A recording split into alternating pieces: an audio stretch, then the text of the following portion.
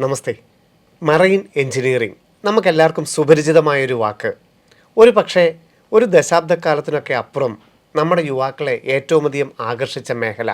ഇന്നത്തെ കാലത്തെ പോലെ വിദേശത്തോട്ട് അത്രയധികം യാത്രകളൊന്നും ഇല്ലാതിരുന്നൊരു കാലഘട്ടത്ത് ആൺകുട്ടികൾക്ക് കൂടുതലും സ്വന്തം കാലിൽ നിൽക്കാനായിട്ടും നല്ലൊരു ഏണിങ്സൊക്കെ ഉണ്ടാക്കാൻ പറ്റിയ ഒരു മേഖല എന്നുള്ള രീതിയിൽ വളരെയധികം താല്പര്യത്തോടു കൂടി കുട്ടികൾ അപേക്ഷിക്കുകയും ജോലികളിലൊക്കെ പ്രവേശനം തേടുക ഒരു വലിയ മേഖല മറൈൻ എഞ്ചിനീയറിംഗ്. ഓൺലൈൻ ആപ്ലിക്കേഷൻ ക്ഷണിച്ചിരിക്കുന്നു imu.edu.in എന്ന വെബ്സൈറ്റ് വഴി മെയ് 2 വരെ.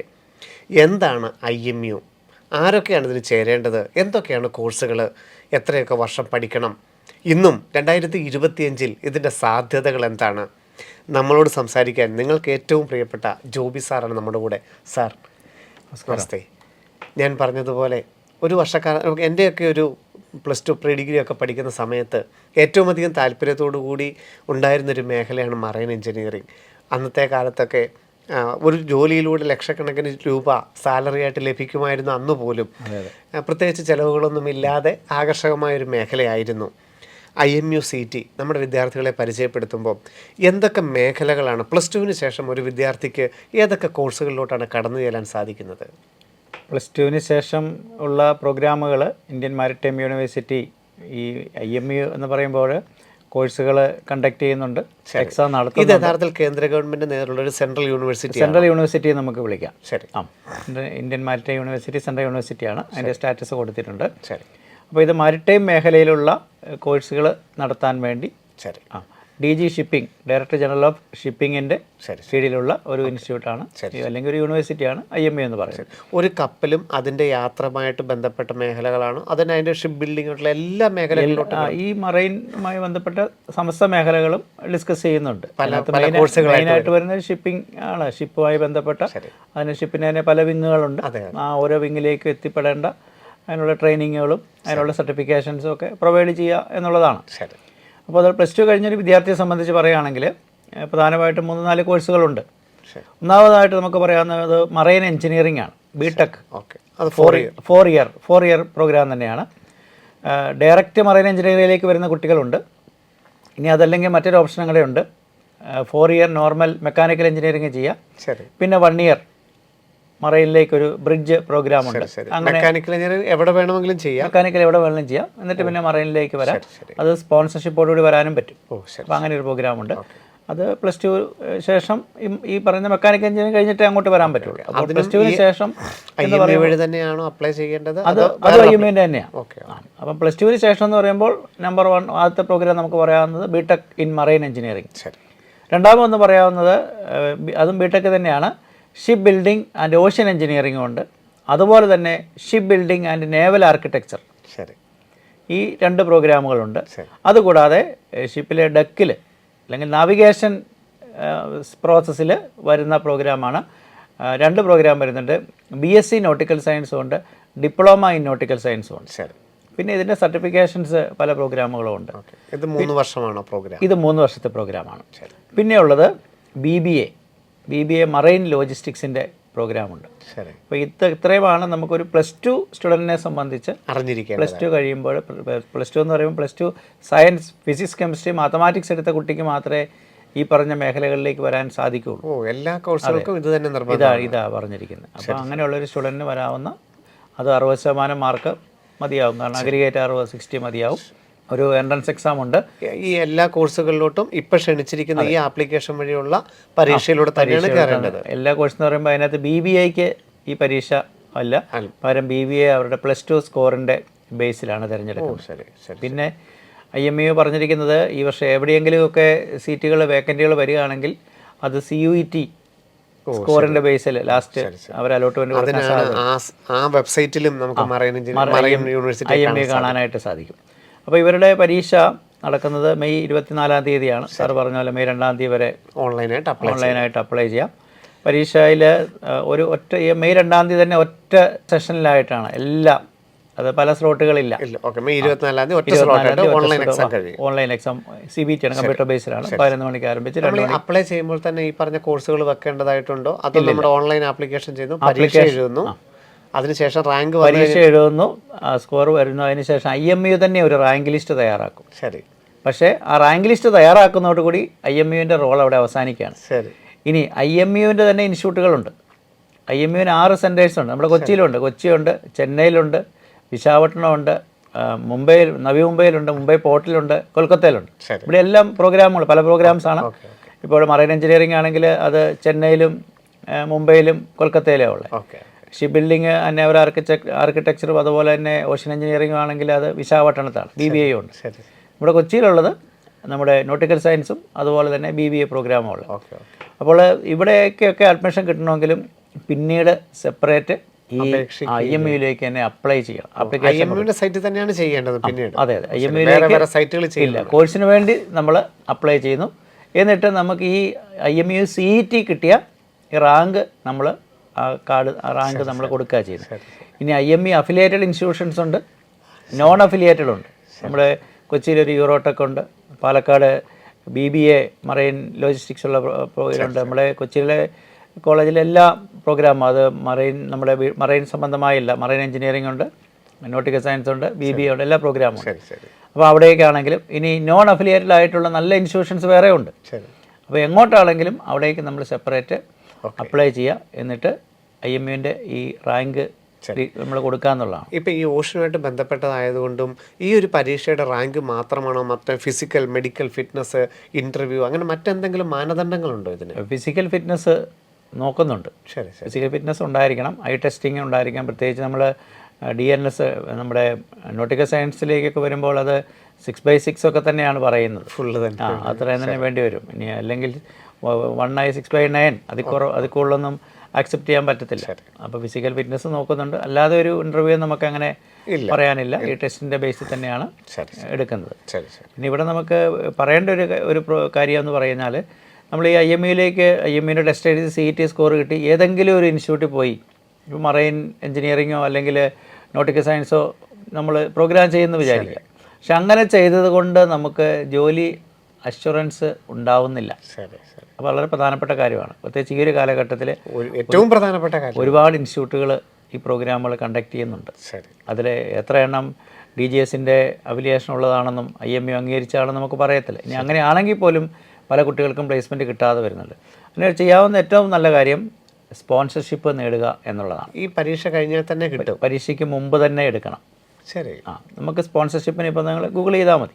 ഇപ്പോൾ ആംഗ്ലോ ഈസ്റ്റേൺ ഉണ്ട്, അതുപോലെ തന്നെ സിനർജി ഉണ്ട്, ടോം ഉണ്ട്, IMI ഉണ്ട്. ഒരുപാട് ഷിപ്പിംഗ് കമ്പനികൾ കുട്ടികളെ സ്പോൺസർ ചെയ്യുന്നുണ്ട്.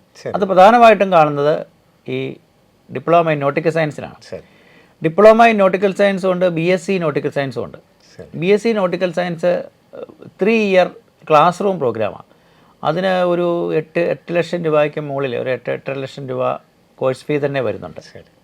3 വർഷം ക്ലാസ് റൂമാണ്. അതിനുശേഷം 1 ഇയർ സെയിലിങ്, പിന്നെ അവിടെ നിന്നൊരു എക്സാമൊക്കെ എഴുതി സർട്ടിഫിക്കറ്റ്സ് കിട്ടിക്കഴിഞ്ഞാൽ പിന്നെ പ്ലേസ്മെൻറ്റാണ്. അതേസമയം ഡിപ്ലോമ ഇൻ നോട്ടിക്കൽ സയൻസ് അതാണ് കൂടുതലും കമ്പനികൾ അല്ലെങ്കിൽ കമ്പനികളെല്ലാം തന്നെ സ്പോൺസർ ചെയ്യുന്ന ആ പ്രോഗ്രാമാണ്. അത് 1 ഇയർ ക്ലാസ് റൂമാണ്. അത് 6 മന്ത് കഴിയുമ്പോൾ ഓരോ 6 മന്തിനും എക്സാം ഉണ്ട്. അതിനുശേഷം 1.5 ഇയർ ഓൺ ബോർഡ് സെയിലിംഗ് ആണ്. ആ പോകുന്ന സമയത്തും 6 മാസം കഴിയുമ്പോൾ വീണ്ടും എക്സാമിനേഷൻ ഉണ്ട്, സർട്ടിഫിക്കറ്റുകൾ ക്ലിയർ ചെയ്യണം. വീണ്ടും തിരിച്ച് വന്നിട്ട് വീണ്ടും ഒരു 4 അല്ല 5 മാസം കൂടെ വീണ്ടും ചില കോഴ്സിൻ്റെ ഭാഗമായിട്ടുള്ള വർക്കുകൾ പൂർത്തിയാക്കണം. വീണ്ടും എക്സാം ഉണ്ട്. ഇത് കഴിയുമ്പോഴത്തേനും ആ കമ്പനിയിൽ, ആ ഒരു ഷിപ്പിംഗ് കമ്പനിയിലേക്ക് നമ്മൾ ഡയറക്റ്റ് ജോലി കിട്ടുകയാണ്. അപ്പോൾ ഇവിടെ വരുന്ന ഒരു ബെനിഫിറ്റ് എന്ന് ചോദിച്ചാൽ ഈ 1 ഇയറേ നമുക്ക് ക്ലാസ് റൂം വരുന്നുള്ളൂ എന്നതുകൊണ്ട് തന്നെ ഫീസ് വളരെ കുറവാണ്. ഒരു 2 ലക്ഷം 3 ലക്ഷം രൂപയിൽ ഫീസ് ഒതുങ്ങും. അതുകൊണ്ടാണ് കമ്പനികൾ ആ രീതിയിൽ ചെയ്യുന്നത്. അപ്പോൾ നമുക്കിനി എന്ത് കാരണവശാലും ഇച്ചിരി ലോൺ എടുക്കണം വന്നെങ്കിൽ പോലും ധൈര്യമായിട്ടത് ചെയ്യാം. കാരണം ഇത് കഴിയുമ്പോൾ തന്നെ നല്ല ഒരു എമൗണ്ട് സാലറി ആയിട്ട് തന്നെ കിട്ടും. അപ്പോൾ സ്പോൺസർഷിപ്പോട് കൂടി വേണം ഈ ഒരു പ്രോഗ്രാമിലേക്ക് കടന്നു വരാൻ എന്നുള്ളത് വളരെ പ്രധാനപ്പെട്ട. ഈ സമയത്ത് തന്നെ ഇപ്പോൾ ഈ മെയ് 2 അപ്ലൈ ചെയ്യുന്നതോടുകൂടി തന്നെ കുട്ടികൾ ഇപ്പോൾ തന്നെ അവർക്ക് പതുക്കെ കമ്പനികളിലോട്ടും തന്നെ അവരും ടെസ്റ്റ് നടത്തും, ഇൻ്റർവ്യൂ നടത്തും, സൈക്കോമെട്രിക് ടെസ്റ്റ് കാണും, ഐ ടെസ്റ്റ് കാണും, ഫിസിക്കൽ കാണും. ഇതൊക്കെ നടത്തിയിട്ട് അവർക്കുള്ള അതിൽ ചില നോക്കി ഏറ്റവും മിടുക്കരായ കുട്ടികളെയാണ് അവർക്കും ഈ ഒരു മേഖലയിലേക്ക് താല്പര്യമുള്ളവരെ വേണമല്ലോ. ഈ പറഞ്ഞ എല്ലാ കോഴ്സുകളും ആൺകുട്ടികൾക്കും പെൺകുട്ടികൾക്കും ഉതകുന്നതാണോ? അഡ്മിഷൻ കിട്ടുന്നുണ്ടോ? എല്ലാ കോഴ്സുകളും ആൺകുട്ടികൾക്കും പെൺകുട്ടികൾക്കും ഉതകുന്നതാണ്. പെൺകുട്ടികൾ പോകുന്നുണ്ട്. ഇപ്പോൾ ഉദാഹരണം പറഞ്ഞാൽ നമ്മുടെ ഏറ്റവും അടുത്തുള്ള കൊച്ചിൻ യൂണിവേഴ്സിറ്റി, ഇപ്പോൾ കേരളത്തിലൊരു മറൈൻ എഞ്ചിനീയറിംഗ് പ്രോഗ്രാം നടക്കുന്നത് കൊച്ചിൻ യൂണിവേഴ്സിറ്റിയുടെ കീഴിലുള്ള കുഞ്ഞാലി വേളക്കാർ ഇൻസ്റ്റിറ്റ്യൂട്ടിലാണ്. അവിടെയും അഡ്മിഷൻ കിട്ടുമെങ്കിൽ നമ്മുടെ IMUവിൻ്റെ സ്കോറിൻ്റെ ബേസിലാണ്, അല്ലാതെ കുസാറ്റിൻ്റെ സ്കോർ ബേസിലല്ല. അതേസമയം അവിടുത്തെ naval architecture and ship building കുസാറ്റിൻ്റെ എക്സാമാണ്, മറൈൻ എഞ്ചിനീയറിങ്ങിന് IMU ആണ്. അപ്പോൾ അവിടെ ഇപ്പോൾ എനിക്ക് തോന്നുന്നത് ഒരു 45 പെൺകുട്ടികൾ പല സെമസ്റ്ററുകളായിട്ട് ഇപ്പോൾ തന്നെ അവിടെ പഠിക്കുന്നു. ധൈര്യമായിട്ട് കടന്ന പെൺകുട്ടികൾ നല്ല രീതിയിൽ വരുന്നുണ്ട്. അത് ഇപ്പോൾ ഒരു ഷിപ്പിനെ സംബന്ധിച്ച് പറഞ്ഞാൽ 3 വിങ് ഉണ്ട്. ആദ്യത്തെ നാവിഗേഷൻ ഡെക്ക് എന്ന് പറയും. അവിടെ ആ വിങ്ങിൽ ആണെങ്കിൽ നമ്മൾ ഈ നോട്ടിക്കൽ സയൻസ് അല്ലെങ്കിൽ ഈ ഡിപ്ലോമ ഇൻ നോട്ടിക്കൽ സയൻസ് അല്ലെങ്കിൽ BSc നോട്ടിക്കൽ സയൻസ് ആണ് അവിടെ കൂടുതലും വരുന്നത്. ഇനി രണ്ടാമത്തേതാണ് എഞ്ചിനീയറിംഗ് സെക്ഷൻ എന്ന് പറയും. അപ്പോൾ അവിടെ ഓപ്പറേഷൻ ആൻഡ് മെയിൻ്റനൻസാണ് വരുന്നത്. അവിടെയാണ് മറൈൻ എഞ്ചിനീയറിംഗ് എന്ന് വരുന്നത്. അപ്പോൾ ആ 2 മേഖലയിലും വരുന്നുണ്ട്. പിന്നെ മൂന്നാമത്തേത് വളരെ കുറച്ച് ആളുകളുടെ ആവശ്യമേ ഉള്ളൂ, അത് കാറ്ററിംഗ് സെക്ഷനാണ്. അപ്പോൾ ഈ 2 മേഖലയിലും പെൺകുട്ടികൾ നല്ല രീതിയിൽ വരുന്നുണ്ട്. പ്രത്യേകിച്ച് എഞ്ചിനീയറിംഗ് മേഖലയിലേക്ക് കൂടുതൽ പെൺകുട്ടികൾ കടന്നു വരുന്നതായിട്ട് കാണുന്നുണ്ട്. ഇതിനൊരു സ്കില്ല് അല്ലെങ്കിൽ ഏത് തരത്തിലുള്ള കുട്ടികളായിരിക്കണം ഈ ഒരു മേഖലയിലോട്ട് കടന്നു ചെല്ലേണ്ടത്? എന്താണ് അവരുടെ ഒരു സ്കിൽ, അല്ലെങ്കിൽ അവർക്ക് ഏത് തരത്തിലുള്ള ജോലികളായിരിക്കും കിട്ടുക? അപ്പം എല്ലാവർക്കും അഫോർഡബിൾ ആയിരിക്കുമോ ഇത്? നമുക്ക് ഇതൊരു പാഷനായിട്ട് കാണുന്ന കുറേ അധികം കുട്ടികളുണ്ട്. ഒന്ന്, യാത്ര ചെയ്യാൻ വലിയ താല്പര്യം. പറഞ്ഞാൽ കുട്ടികൾക്ക് പല രാജ്യങ്ങളിൽ പോകുന്ന വഴി മിക്കവാറും എല്ലാ കോണ്ടിനെന്റിലും പോകാനുള്ള അവസരം കിട്ടും. മിക്കവാറും രാജ്യങ്ങൾ, എല്ലാ രാജ്യങ്ങളെന്ന് പറയത്തില്ല, അവിടുത്തെ വിസ നിയമങ്ങളൊക്കെ അനുസരിച്ച് ആ രാജ്യങ്ങളിൽ കൂടെ ഒന്ന് കറങ്ങാനും കാണാനും ഒക്കെ ഉള്ളൊരു അവസരം കിട്ടുന്നുണ്ട്. അത് ഒരു പ്രധാനപ്പെട്ട കാര്യമാണ്. പിന്നെ കിട്ടുന്ന സാലറി, നമ്മളിപ്പോൾ ഒരു ഷിപ്പിനെ സംബന്ധിച്ച് പറയുമ്പോൾ ഏറ്റവും പ്രധാനപ്പെട്ട ക്യാപ്റ്റനാണ്. ക്യാപ്റ്റനും എഞ്ചിനീയറിംഗ് വിങ്ങിലെ ചീഫ് എഞ്ചിനീയറുമാണ് വരുന്നത്. ഇവർ 2 പേര് വരും. അപ്പോൾ അതിനകത്തൊരു ക്യാപ്റ്റന് ഒരു പെർ മന്ത് ഒരു 8 to 15 lakhs വരെ പെർ മന്ത് സാലറി കിട്ടുന്നുണ്ട്. അപ്പോൾ അത് സാലറി നമുക്കറിയാം, പെർ മന്താണ് അത്രയും എമൗണ്ട് സാലറി കിട്ടുന്നത്. അത് തന്നെ അതൊരു അട്രാക്ഷനാണ്. പിന്നെ 6 മാസം നമ്മൾ പറയാറുണ്ട്, ഈ ഷിപ്പിലുള്ള ജോലിയാണ് 6 മാസം പോയാൽ മതി, അതിനുശേഷം കുറേയധികം ലീവുണ്ട്. അപ്പം നമുക്ക് ആ 6 മാസം പോയിട്ട് തിരിച്ചു വരുമ്പോൾ സാധാരണ ഒരു ജോലി ചെയ്തിട്ട് നമ്മൾ തിരിച്ചു വരുമ്പോൾ പിന്നെ ആ ജോലിയുമായി ബന്ധപ്പെട്ട കാര്യങ്ങളാണ് അടുത്ത ദിവസം നമ്മൾ പ്ലാൻ ചെയ്യുന്നത്. ഇപ്പോൾ അതിൻ്റെ ആവശ്യമില്ല. ഇനി അടുത്ത അസൈൻമെൻറ്റ് വരുമ്പം അങ്ങോട്ട് നമ്മൾ പോയാൽ മതി. നമ്മൾ സ്പോൺസർഷിപ്പിലോട്ടൊക്കെ കയറുമ്പോൾ നമ്മൾ ഈ 6 മാസം കഴിഞ്ഞിട്ട് നമ്മൾ ജോലി നേടേണ്ടതായിട്ടുണ്ടോ, അതോ നമ്മൾ ആ കമ്പനിയിൽ തന്നെ ആയതുകൊണ്ട് ഒരു ജോലിക്ക് വേണ്ടിയിട്ട് അന്വേഷിക്കേണ്ടതായിട്ട് ഇല്ല? ആ കമ്പനി നമ്മളെ എടുത്തു കഴിഞ്ഞു, നമ്മളെ സ്പോൺസർ ചെയ്യുകയാണ്. സ്പോൺസർ ചെയ്യാന്ന് പറയുമ്പോൾ ജോലിയാണ് സ്പോൺസർ ചെയ്തിരിക്കുന്നത്. പക്ഷേ ഈ കോഴ്സിനുള്ള ഫീസ് നമ്മൾ മുടക്കണമെന്ന് മാത്രം. നമുക്ക് ജോലി അഷ്വേർഡായി, കോഴ്സ് കഴിഞ്ഞാൽ ജോലി ഉറപ്പാണ്. ഈ ശമ്പളം കിട്ടുന്നത് 6 മാസത്തേക്കാണോ അതോ ഒരു വർഷത്തേക്ക് കിട്ടും? ഈ ഒരു എമൗണ്ട് നമ്മൾ ഒരു വർഷത്തേനാണ് കിട്ടുന്നത്. പിന്നെ പല ബെനിഫിറ്റ് വരുന്നുണ്ട്. നമുക്ക് യാതൊരു എക്സ്പെൻസും ഇല്ല, ചെലവാക്കാൻ മാർഗമില്ല എന്ന തരത്തിൽ പറയാം. അങ്ങനെ നമുക്ക് പറയാൻ പറ്റും. കാരണം ഫുഡും അക്കോമഡേഷനും എല്ലാം അവിടെ തന്നെയാണ്. പിന്നെ ടാക്സ് ഇല്ലെന്ന് പറയാൻ നമുക്ക് NRI സ്റ്റാറ്റസ് കിട്ടും. 6 മാസത്തിനുള്ളിൽ നമ്മൾ പുറത്താകുമ്പോൾ നമുക്ക് NRI സ്റ്റാറ്റസ് കിട്ടും. അപ്പം ടാക്സിൻ്റെ പ്രശ്നം വരുന്നില്ല. അപ്പോൾ അങ്ങനെ ഉള്ള പല ബെനിഫിറ്റ്സും ഉണ്ട്. അതുകൊണ്ടാണ് കുട്ടികളിത് ആഗ്രഹിക്കുന്നത്, ആ രീതിയിൽ ചെയ്യുന്നത്. കുറച്ച് നെഗറ്റീവ്സും ഉണ്ട് കേട്ടോ. തീർച്ചയായിട്ടും ഞാൻ പറയാറുണ്ട്, 2 സിക്നസ് ഉണ്ടാകും. ഹോം സിക്നസ്സും ഉണ്ടാവും, സീ സിക്നസ്സും ഉണ്ടാവും. 2 സാധ്യതകളുണ്ട്. കാരണം പെട്ടെന്ന് വീട്ടിലേക്കൊന്നും വരാനോ ഒന്നും പറ്റിയല്ല, എമർജൻസി സിറ്റുവേഷനിൽ പോലും വരാൻ പറ്റിയല്ല. പിന്നെ ടിൻ ഫുഡൊക്കെയാണ് കഴിക്കുന്നത്. അവിടുത്തെ കാറ്ററിംഗ് സെക്ഷനിൽ നിന്ന് കിട്ടുന്ന ഫുഡ് നമുക്ക് ഇഷ്ടപ്പെട്ടില്ലെങ്കിലും അത് കഴിക്കണം. കാരണം കുറേ നാളത്തേന് ഇപ്പോഴുള്ള പുതിയ ഷിപ്പുകളിലൊക്കെ ഒരാളൊക്കെ ആ ഒരു സെക്ഷനിൽ കാണാറുള്ളൂ. അപ്പോൾ അത് തന്നെ നമ്മൾ കഴിക്കേണ്ടി വരും. അതൊരു വലിയ പ്രോബ്ലമാണ്. പിന്നെ കടലാകുമ്പോൾ നമുക്ക് നാച്ചുറൽ കലാമിറ്റീസ് എന്ത് വേണേലും ഉണ്ടാകാം. അത് എന്ത് സംഭവിച്ചാലും ഷിപ്പ് മൂവ് ചെയ്തുകൊണ്ടേയിരിക്കും. അപ്പോൾ അതിനനുസരിച്ച് പിന്നെ സിറ്റുവേഷൻസ് വളരെ ഹാർഡായിട്ടുള്ള സിറ്റുവേഷൻസ് വരാം. അപ്പോൾ വെരി ലോ ടെമ്പറേച്ചറിൽ ചിലപ്പോൾ വർക്ക് ചെയ്യേണ്ടി വരും. ഇനി അതുപോലെ ഹൈ ടെമ്പറേച്ചറിൽ വർക്ക് ചെയ്യേണ്ടി വരും. പിന്നെ എന്തെങ്കിലുമൊക്കെ നമുക്ക് രോഗങ്ങളോ ക്ഷീണങ്ങളോ ഒക്കെ വന്നു കഴിഞ്ഞാൽ ഡോക്ടർ ഒന്നും ഷിപ്പിൽ അവൈലബിൾ അല്ല. ഒരു 20 പേരൊക്കെ ആ റേഞ്ചിലുള്ള ആളുകളെ പുതിയ ഷിപ്പുകളിലൊക്കെ ഉള്ളൂ. വലിയ ക്രൂയിസ് ഷിപ്പിലൊക്കെ ആണെങ്കിൽ ആൾക്കാർ കൂടുതലുള്ളത്. അപ്പോൾ ഡോക്ടറൊന്നും അത് കൂടുതൽ ഈ പറഞ്ഞ ഓയിലും ഗ്യാസും കെമിക്കൽസും കാർഗോ ഷിപ്സുകളാണ്, അങ്ങനെയുള്ള വെസൽസാണ് കൂടുതലും വരുന്നത്. അപ്പോൾ ഡോക്ടറുടെ ഫെസിലിറ്റി ഒന്നും കിട്ടാനുള്ള സാധ്യതയില്ല. പിന്നെ അവിടെ ഉള്ള ആളുകളൊക്കെ തന്നെയാണത് എന്തൊക്കെ എന്തെങ്കിലുമൊക്കെ ഉണ്ടെങ്കിൽ മാനേജ് ചെയ്യുന്നത്. അങ്ങനെ ഒരുപാട് റിസ്കുകളുണ്ട്.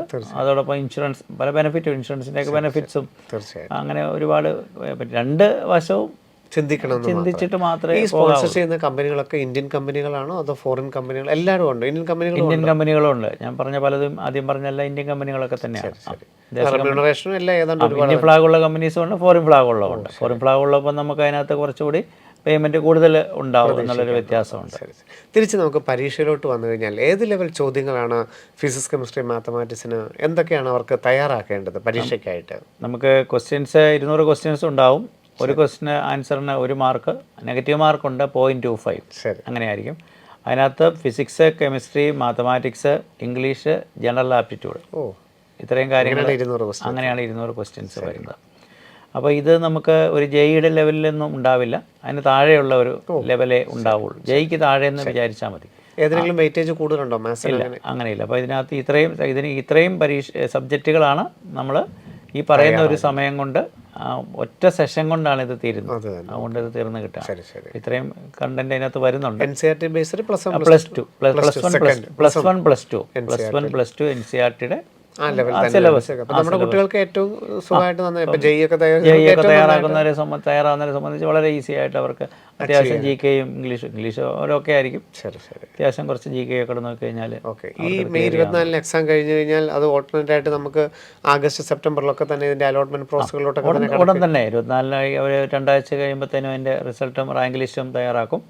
ഇന്നപ്പോൾ ഓരോ ഇൻസ്റ്റിറ്റ്യൂട്ടുകളും അവരുടെ അഡ്മിഷൻ ആരംഭിക്കും. അപ്പോൾ അങ്ങോട്ടേക്ക് നമുക്ക് താല്പര്യമുള്ള ഇൻസ്റ്റിറ്റ്യൂട്ടുകൾ നമ്മൾ കണ്ടുവെക്കണം. അതിന് മുമ്പ് സ്പോൺസർഷിപ്പ് നേടുകയാണെങ്കിൽ അതാണ് ഏറ്റവും നല്ലത്.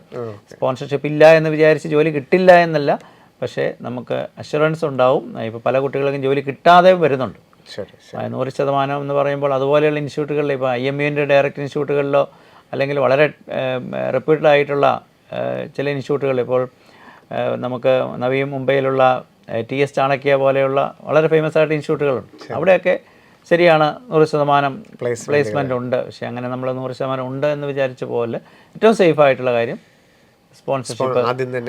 ശരിക്കും പറഞ്ഞാൽ IMU CET-യിൽ 1ാം റാങ്ക് വാങ്ങുന്നതിലും പ്രധാനമാണ് സ്പോൺസർഷിപ്പ് വാങ്ങുക എന്നുള്ളതാണ്. കാരണം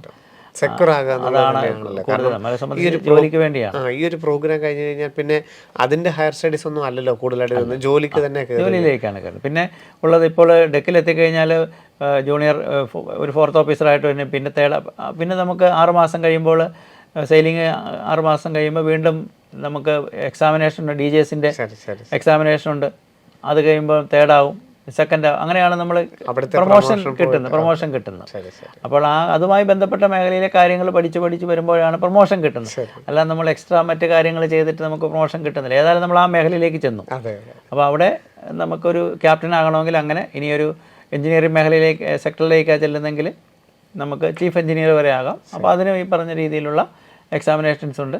അത് നമ്മൾ ക്ലിയർ ചെയ്താലേ മാത്രമേ നമുക്ക് പ്രൊമോഷൻ കിട്ടൂ. അപ്പോൾ ഈ മേഖല യഥാർത്ഥം നന്നായിട്ട് പഠിക്കുകയും ആ മേഖല ഇഷ്ടപ്പെടുകയും ചെയ്തു കഴിഞ്ഞാൽ തന്നെയാണ്, കാരണം പിന്നീട് അതനുസരിച്ചുള്ള ഒരു ഡെവലപ്മെൻറ്റ് തന്നെയാണ് നടക്കുന്നത്.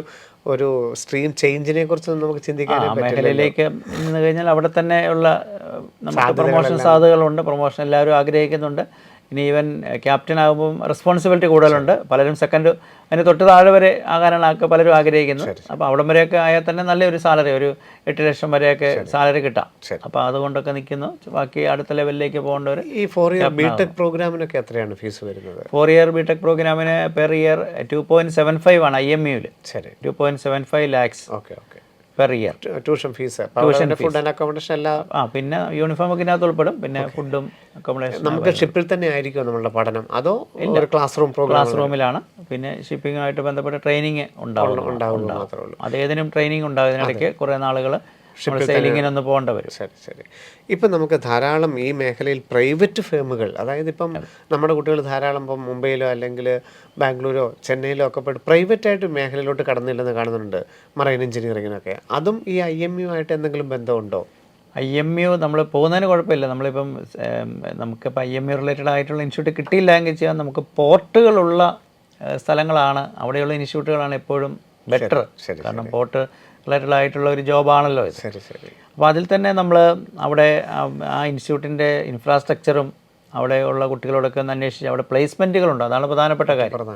പ്ലേസ്മെൻ്റ് ഉണ്ടോ എന്നുള്ളതും അതുപോലെ IMUവിൻ്റെ അംഗീകാരം ഉള്ളതായിരിക്കണം.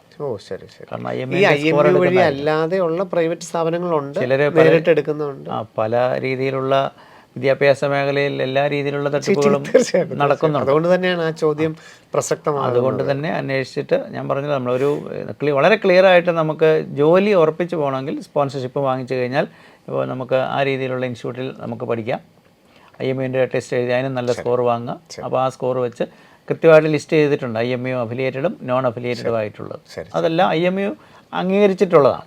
അപ്പോൾ അവിടെ പഠിക്കാൻ ശ്രമിക്കുക എന്നുള്ളതാണ് ഏറ്റവും പ്രധാനപ്പെട്ട കാര്യം. അതൊക്കെ നല്ല ഇൻസ്റ്റിറ്റ്യൂട്ടുകളാണ്, അതുകൊണ്ടാണ് IMU അക്സെപ്റ്റ് ചെയ്തിരിക്കുന്നത്. നമ്മുടെ ഈ കുസാറ്റിൻ്റെ കീഴിലുള്ള കുഞ്ഞാലിമരക്കാർ മറൈൻ എഞ്ചിനീയറിംഗ് തന്നെയാണോ IMUവിൻ്റെ കൊച്ചി ശാഖ എന്ന് പറയുന്നത്? അല്ല, കൊച്ചിക്ക് വേറെ. കൊച്ചി അവിടെ നടക്കുന്ന പ്രോഗ്രാം നോട്ടിക്കൽ സയൻസിൻ്റെയും BBA പ്രോഗ്രാമാണ്.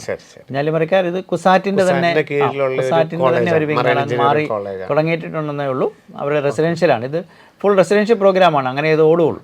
അപ്പോൾ റെസിഡൻഷ്യൽ പ്രോഗ്രാമാണ്. BBA മാത്രം നോൺ റെസിഡൻഷ്യലായിട്ട് പോകാം, ബാക്കി എല്ലാം റെസിഡൻഷ്യലായിട്ട് പ്രോഗ്രാം നടത്താൻ പറ്റുള്ളൂ. അപ്പോൾ അതുകൊണ്ട് തന്നെ അവരങ്ങ് മാറ്റി സ്ഥാപിച്ചിരിക്കുന്നേ ഉള്ളൂ. അത് കുസാറ്റിൻ്റെ തന്നെയാണ്. ഈ കുസാറ്റിൻ്റെ കുഞ്ഞാലിമരക്കാരിൽ കഴിഞ്ഞു കഴിഞ്ഞാൽ നമുക്ക് ജോലിയെക്കുറിച്ചുള്ള സാധ്യതകൾ എന്താണ്? അവിടെ ഈ സ്പോൺസർഷിപ്പ് ഒക്കെ ഉണ്ടോ? അവിടെയും ഏകദേശം നല്ല രീതിയിൽ പ്ലേസ്മെൻ്റ് ഉണ്ട്. അവരും 100% പ്ലേസ്മെൻറ്റ് അവിടെ കിട്ടുന്നു എന്ന് പറയുന്നില്ല, 100% അഷുറൻസ് പറയുന്നില്ല. പക്ഷേ മിക്കവാറും പ്ലേസ്മെൻറ്റ് ഉണ്ട് എന്നുള്ള രീതിയിൽ തന്നെയാണ്, കിട്ടാറുണ്ട്. ചില വർഷങ്ങളിൽ 100 തന്നെയൊക്കെ വരാറുണ്ട്. അങ്ങനെ പറയാം. ഒരു റാങ്കിങ് ഒക്കെ റേറ്റിംഗ് ഒക്കെ നോക്കുകയാണെങ്കിൽ നന്നായിട്ട് തന്നെ പോകുന്ന ഇൻസ്റ്റിറ്റ്യൂട്ടാണ്. ഓക്കെ, നമുക്ക് നന്നായിട്ടൊരു എക്സ്പീരിയൻസിനും ഒക്കെ ഉള്ള സാധ്യതകൾ തന്നെ അവിടെ ഉണ്ടാവും. ഏറ്റവും ബെറ്റർ നമ്മൾ പറയാം മെയിൻ പോർട്ടുകൾ, ഇപ്പോൾ ചെന്നൈ, കൊൽക്കത്ത, മുംബൈ, IMU ആണെങ്കിൽ അതായിരിക്കും ഏറ്റവും ബെസ്റ്റ് എന്ന് പറയാം. ഇത് നല്ല ഇൻസ്റ്റിറ്റ്യൂട്ട് തന്നെയാണ്, നമുക്കത് കുറച്ച് കാണാൻ ഇല്ല. കാരണം കേരള ഒരു ഗവൺമെൻറ് ഇൻസ്റ്റിറ്റ്യൂട്ട് എന്നുള്ള രീതി അതിനെ കാണാം. അതുകൊണ്ട് തന്നെ ഫീസിൻ്റെ കാര്യത്തിലൊക്കെ അല്പം കുറവ്, നമുക്ക് ഒരു 8 ലക്ഷം രൂപയായി നിൽക്കും. നമ്മൾ കേരള കാറ്റഗറി വരികയാണ്. ഓൾ ഇന്ത്യ ആകുമ്പോൾ ഒരു 12 രൂപയ്ക്കൊക്കെ മുകളിലേക്ക് പോകും. ഈ മേഖലയിലോട്ട് ചേരുന്ന എല്ലാവരും തന്നെ ഇത് വെച്ചിട്ടൊരു ജീവിതം കെട്ടിപ്പടുക്കുകയാണോ? എപ്പോഴെങ്കിലുമൊക്കെ ഇവർക്ക് ഇത് ഒരേ ഗ്രാഫ് ആയതുകൊണ്ട് ഒരു എന്താ പറയുന്നത്, എന്താണെങ്കിലും നമ്മുടെ ജീവിതത്തിൻ്റെ മാറ്റങ്ങൾക്കനുസരിച്ചൊരു മാറ്റം അല്ലെങ്കിൽ ഒരു കുടുംബത്തിനോടുള്ള ഒരു ഇതനുസരിച്ച് പിന്നെ എന്തെങ്കിലും ഒരു മേഖലയിലോട്ട് വഴിമാറാനോ തിരിച്ച് നമുക്ക് കരയിൽ തന്നെ ഒരു ജോലി സാധ്യതകളോ എവിടെ വെച്ചാണ് ഇതൊരു ബ്രേക്കപ്പിന് എപ്പോഴെങ്കിലും ഒരു സാധ്യതയുണ്ടോ? ഇത് നമ്മൾ പറഞ്ഞല്ലോ, ഇടയ്ക്ക് നല്ല രീതിയിലുള്ള അവധി 6 മാസം വരെ അവധിയുണ്ട്. അത് വേണേൽ ചിലർ എക്സ്റ്റെൻഡ് ചെയ്തെടുക്കാറുണ്ട്. അങ്ങനെയൊക്കെ നാട്ടിൽ നിൽക്കുന്നു. പിന്നെ ഒരു അസൈൻമെൻറ്റ് കിട്ടുമ്പോഴാണ് അങ്ങനെ പോകുന്നത്. പിന്നെ കുറച്ച് ഏജൊക്കെ ആയി കഴിയുമ്പോൾ ഇത് ഡ്രോപ്പ് ചെയ്ത് ഫാമിലിയായിട്ട് സെറ്റിൽ ചെയ്യുക എന്നുള്ളൊരു രീതിയിലേക്കാണ്. അതെ, ഇത് ജോലി ചെയ്യുന്ന സമയത്ത് നമുക്കൊരു ഐസൊലേറ്റഡ് ലൈഫാണ്, ഒരുപാട് ബുദ്ധിമുട്ടുകളൊക്കെ ഉണ്ട്. പക്ഷേ എന്നാലും ആ ഏൺ ചെയ്യുന്ന എമൗണ്ട് നമുക്ക് നല്ല ഒരു എമൗണ്ട് ഏൺ ചെയ്യാൻ സാധിക്കും. പിന്നെ ഇത് പാഷനേറ്റ് ആയിട്ടുള്ള ആളാണ് ഇതിന് പോകുന്നതുകൊണ്ടും ഒരു ബോറായിട്ടൊരിക്കലും തോന്നുന്നില്ല. അത്രയും ആ ഒരു പീരീഡിലേ ഉള്ളൂ. അതിനുശേഷം വന്ന് നാട്ടിലൊക്കെ ആണെങ്കിൽ ആളുകളുമായിട്ടൊക്കെ ഇൻട്രാക്ട് ചെയ്തൊക്കെ പോകാം. അതിനെക്കുറിച്ച് ചിന്തിക്കേണ്ട കാര്യം അതാണ് പ്രധാനപ്പെട്ട കാര്യം. പല ജോലി ചെയ്യുന്നവർക്കും നാളെ ഇന്ന് ചെയ്തതിൻ്റെ ബാക്കി, ഇപ്പം നാളെ ഇപ്പോൾ അവധിയാണെങ്കിൽ പോലും മറ്റന്നാളത്തേക്കോ ഒക്കെ ഇതിൻ്റെ ബാക്കി എന്തെങ്കിലുമൊക്കെ ചെയ്യാനുണ്ടാവും, കംപ്ലീറ്റ് ചെയ്യാനുണ്ടാവും. ഇവിടെ ഇപ്പോൾ അങ്ങനെ ഒരു കാര്യമേ നമുക്ക് ചിന്തിക്കാൻ, നമ്മൾ ഫ്രീ ആകുകയാണ്. അങ്ങനെ അപ്പോൾ ആ ഒരു രീതിയിൽ നിന്ന് റിലാക്സ് ചെയ്യാനൊക്കെ പറ്റുന്നുണ്ട്. പിന്നെ ഈ ഒരു 21-22 വയസ്സിലാണ് നമുക്ക് ലക്ഷത്തിന് മുകളിൽ സാലറി വാങ്ങാൻ പറ്റുന്നത് എന്നുള്ള ഒരു കാര്യമുണ്ട്. അത് പ്രധാനപ്പെട്ട ഒരു കാര്യമാണ്. അപ്പോൾ ആ ഇതിൻ്റെ ഒരു ടെൻഷൻ മേഖല അല്ലെങ്കിൽ ഒരു കോൺഫിഡൻഷ്യൽ മേഖല അല്ലെങ്കിൽ ഒരു ടെക്നിക്കൽ മേഖല അതൊക്കെ എത്രത്തോളം ഉണ്ട്? വളരെ സൂക്ഷ്മമായിട്ട് പഠിക്കേണ്ടതും അപഗ്രഥിക്കേണ്ടതും ഒക്കെ ഉള്ളൊരു വലിയ മേഖല തന്നെയാണോ മറൈൻ എഞ്ചിനീയറിംഗ്? വലിയ ഒരു ബുദ്ധിവൈഭവം നമ്മളിപ്പോൾ പറയുമല്ലോ, IIT-യിൽ NIT-യിലൊക്കെ പഠിക്കുന്ന കുട്ടികൾ ആ രീതി ലോജിക്കലാണ്. അതല്ല, ഒരു കോമൺ സെൻസ് ആണ് ഇവിടെ അവർ പ്രധാനമായിട്ടും. അവിടെ ഒരു പല എക്സാമുകൾക്കും നമ്മൾ കാണുന്നത് ഒരുപാട് ക്വസ്റ്റ്യൻസ് കൊടുത്തിട്ട് വളരെ കുറച്ച് സമയം കൊടുക്കും, വളരെ കുറച്ച് സമയം. അപ്പോൾ അവിടെ സംഭവിക്കുന്നത്, നമ്മൾ ഈ ക്വസ്റ്റ്യൻസ് വായിച്ച് വരുമ്പോൾ നമുക്ക് ആ ഒരു ക്വസ്റ്റ്യൻ തന്നെ പലതവണ റിപ്പീറ്റ് ചെയ്തിട്ടുണ്ടാകും. പലതവണ റിപ്പീറ്റ് ആവും. നമ്മൾ പെട്ടെന്ന് ഇത് കാണുമ്പോഴത്തേനും വിചാരിക്കും ഇത്രയും ക്വസ്റ്റ്യൻസ് ഇത്രയും സമയം, പെട്ടെന്ന് പാനിക്കാവും, ഇത്ര സമയമല്ലേ ഉള്ളൂ. പക്ഷേ പലതും വീണ്ടും വീണ്ടും റിപ്പീറ്റ് ചെയ്ത് തന്നെ തന്നിരിക്കുകയാണ്. അപ്പോൾ അങ്ങനെ അതുപോലെ സൈക്കോമെട്രിക് ടെസ്റ്റുകളും ഒക്കെ നടത്തിയാണ് എടുക്കുന്നത്. അപ്പോൾ ഒരുപാട് നമ്മൾ ഏറ്റവും മിനിമമായിട്ട് പറഞ്ഞു കഴിഞ്ഞാൽ അത്യാവശ്യം ഒരു എൻജിനീയറിംഗ് സ്റ്റുഡൻറ്റിന് വേണ്ട ഒരു മിനിമം ബേസിക് ആയിട്ടുള്ള കാര്യങ്ങൾ ഉണ്ടെങ്കിൽ ആ കുട്ടി മറൈൻ എഞ്ചിനീയറിങ്ങിന് ആപ്റ്റാണ്. അതുകൊണ്ടാണ് മെക്കാനിക്കൽ എഞ്ചിനീയറിങ്ങിന് ശേഷം പല കുട്ടികളും അങ്ങോട്ട് പോകുന്നുണ്ട്, ഇഷ്ടപ്പെട്ട് പോകുന്നുണ്ട്. പിന്നെ നോട്ടിക്കൽ സയൻസ് മേഖലയിൽ അതുമായിട്ട് ബന്ധപ്പെട്ട് കുറച്ച് കാര്യങ്ങൾ ഒന്നും പഠിക്കാനുള്ള ഒരു കേപ്പബിലിറ്റി ഉള്ള ആളായിരിക്കണം ശരി, എന്ന് മാത്രമേ ഉള്ള ആളായിരിക്കണം. പിന്നെ ഫിസിക്കൽ ഫിറ്റ്നസ് വളരെ പ്രധാനപ്പെട്ട ഒരു കാര്യമാണ്. അതെ അതെ. ഈ മെക്കാനിക്കൽ കഴിഞ്ഞിട്ട് നമ്മൾ IMAയിലോട്ട് പോകുമ്പോൾ മറൈനിലോട്ട് പോകുമ്പോഴത്തേക്കും പിന്നെ ഒരു വർഷം പ്രോഗ്രാം ചെയ്താൽ മതി. 1 വർഷത്തെ പ്രോഗ്രാം. പക്ഷേ അതിന് സ്പോൺസർഷിപ്പ് കിട്ടുന്നുണ്ട്. മറൈൻ എഞ്ചിനീയറിംഗ് 4 വർഷം സ്പോൺസർ ചെയ്യുന്നതിലും എന്തുകൊണ്ടും കമ്പനികൾക്ക് വളരെ ഈസിയാണ് ഈ മെക്കാനിക്കൽ കഴിഞ്ഞ് വരുന്ന 1 ഇയർ അങ്ങനെ എടുക്കുന്നുണ്ട്. അങ്ങനെ സ്പോൺസർ ചെയ്ത് അങ്ങനെ എഞ്ചിനീയറിംഗ് വിങ്ങിലേക്ക് വരുന്നുണ്ട്. ഓക്കെ. അപ്പോൾ തീർച്ചയായിട്ടും +2 ശേഷം ഒരു പാഷനേറ്റ് ആയിട്ട് ചിന്തിക്കാൻ സാധിക്കുമെങ്കിൽ, ഈവൻ ഇതിനെ ഇഷ്ടപ്പെട്ട് പോകുന്നതാണെങ്കിൽ ഏതൊരു കുട്ടിക്കും അതിന് വലിയൊരു ബുദ്ധിവൈഭവമോ ഇൻ്റലക്ച്വൽ ടാലൻറ്റോ അല്ലെങ്കിൽ മാത്തമാറ്റിക്കൽ സ്കില്ലിനൊക്കെ അപ്പുറത്ത് ഒരു കുടുംബം നമുക്ക് നന്നായിട്ട് കൊണ്ടുപോകാൻ പറ്റുകയും ഒരു ലൈഫ് സ്റ്റൈൽ മെയിൻറ്റെയിൻ ചെയ്യാനൊക്കെ പറ്റുന്ന 6 മാസം നമ്മളുടെ ജീവിതത്തിൽ തിരിച്ച് നമുക്ക് നമ്മുടെ ഫാമിലിയോടൊപ്പം ഒക്കെ ചിലവ് ചെയ്യാൻ പറ്റുന്ന വളരെ നല്ലൊരു മേഖല തന്നെയാണ്. പക്ഷേ ഇതിൻ്റേതായിട്ടുള്ള ആ ഒരു എന്താണ് മറൈൻ എഞ്ചിനീയറിംഗ്, അല്ലെങ്കിൽ അതിനനുസരിച്ചുള്ള കോഴ്സുകൾ എന്താണ്, അതിൻ്റെ ജോലി സാധ്യതകൾ എന്താണ്, സ്പോൺസർഷിപ്പുകൾ എങ്ങനെ മനസ്സിലാക്കാം, വ്യക്തമായിട്ട് ഇതിനെക്കുറിച്ചൊന്ന് പഠിക്കണം. ബാക്കിയുള്ളതിന് സാധാരണ ബിടെക്കിന് ചേരുന്നതിനേക്കാളും ഈ മേഖലയെക്കുറിച്ച് നന്നായിട്ട് പഠിക്കണമെന്ന് മാത്രമേ. അതൊരു ക്യാപ്റ്റനോടോ ഒരു ചീഫ് എഞ്ചിനീയറോടോ ഈ മേഖലയിൽ ജോലി ചെയ്യുന്നവരോടൊക്കെ ചോദിക്കുന്നതാണ് എപ്പോഴും നല്ലത്. പിന്നെ ഇൻസ്റ്റിറ്റ്യൂട്ടിനെ കുറിച്ച് കൃത്യമായിട്ട് അന്വേഷിക്കണം. ഇപ്പോൾ ഗൂഗിൾ ചെയ്തൊക്കെ കുറച്ച് കാര്യങ്ങൾ മനസ്സിലാക്കാൻ സാധിക്കും. അങ്ങനെ ചെയ്ത് അതുപോലെ സ്പോൺസർഷിപ്പും നേരത്തെ തന്നെ നേടിയെടുക്കുന്നതിനെ കുറിച്ച് ആലോചിക്കുക. അത്രയും ചെയ്ത് കഴിഞ്ഞാൽ ലൈഫ് സെക്യൂറായി 4 വർഷം കഴിയുമ്പോൾ അല്ലെങ്കിൽ 3 വർഷം കഴിയുമ്പോൾ നമ്മുടെ കാര്യം തീർച്ചയായും ഓക്കെ ആയെന്ന് പറയാൻ പറ്റും. ഓക്കെ. ഈ 200 ക്വസ്റ്റ്യനുകൾ നമുക്ക് IMACT മെയ് 24 നടക്കുമ്പോൾ അത് എത്ര ഡ്യൂറേഷൻ ഉണ്ട് അതിന്? 3 മണിക്കൂർ 180 മിനിറ്റ് 200 ക്വസ്റ്റ്യനുകൾ.